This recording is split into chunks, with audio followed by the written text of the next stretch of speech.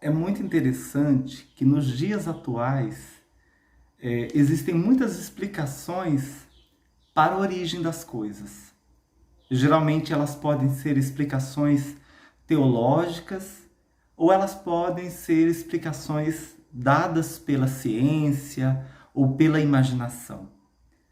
No período clássico grego, porque Aristóteles vai nascer em 384, neste período clássico, essa pergunta era muito cara para a filosofia. Afinal de contas, o que dá origem às coisas? Por que as coisas são como são?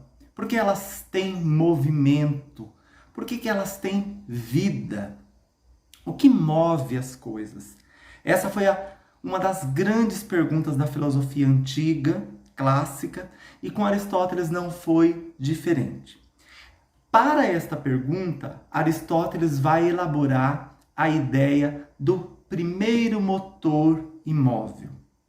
Ao observar a natureza, porque Aristóteles tinha esse hábito, além de viagens que ele fazia, ele era bastante atento e observador, ele vai perceber que todas as coisas que estão dentro da natureza, elas são movidas. E tudo que é movido, de alguma forma, precisa de algo para que cause este movimento. Aristóteles vai chegar à conclusão de que a origem para as coisas seria um primeiro motor imóvel. Seria uma espécie de energia física que vai causar o movimento dos outros corpos, das outras vidas. Esse conceito é bastante interessante porque explica de alguma maneira a origem das coisas. Embora a gente possa questionar esse conceito, mas especialmente olhando o contexto que Aristóteles viveu e olhando a nossa realidade, esse é um conceito que permanece vivo. Afinal de contas, o que nos movimenta, o que causa o nosso movimento. Ele vai chamar esse causador de movimento de primeiro motor imóvel. Esse primeiro motor, primeiro que ele é eterno. Ele é eterno, pois sempre existiu e sempre existirá. Então, esse motor, ele sempre esteve e ele sempre estará, causando o movimento de todas as outras coisas. Além do mais, esse primeiro motor, ele é imovível, ou seja, ele não é movido por outro motor. Ele não é movido por nenhuma outra energia. Ele é a causa do próprio movimento e ele é a causa dos outros movimentos. Ele também é incorruptível, ou seja, ele não se altera, ele permanece. Esse é um conceito bastante interessante porque esse conceito vai influenciar, inclusive, a teologia medieval, pois um filósofo chamado Tomás de Aquino, na Idade Média, lá no século XI, XII, ele vai usar esse conceito para dizer que esse primeiro motor imóvel do qual fala Aristóteles seria o próprio Deus, que seria a causa de todas as coisas. Embora Aristóteles não leva para o lado teológico, ou seja, não leva para o lado religioso, ele chega a um conceito da física, né? Ele usa a percepção da física para explicar a ideia desse primeiro motor imóvel, que seria a causa de todas as outras coisas, seria a causa dos movimentos e da vida das outras coisas. Um outro conceito que eu quero tratar neste vídeo é um conceito bastante caro para nós, que é o conceito que Aristóteles elabora sobre a felicidade.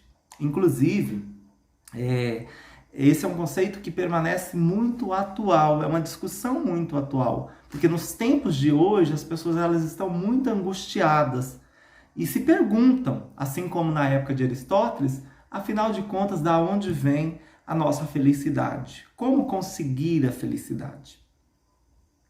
Segundo Aristóteles, não há um ser humano que não deseje ser feliz, não há um ser humano que não busque a felicidade. Então, de todas as buscas, a felicidade é uma busca intrínseca, ou seja, está dentro do ser humano, está entranhada no ser humano. E Aristóteles, então, vai dizer que o ser humano é formado por duas grandes forças. De um lado, o desejo, causado pelas emoções, e do outro, a razão, causada pelo pensamento, provocada pelo pensamento. São duas grandes forças. A maioria das pessoas agem pela emoção, agem pela busca do prazer. E algumas pessoas vão agir pela razão, vão pensar, vão refletir antes de tomar qualquer decisão.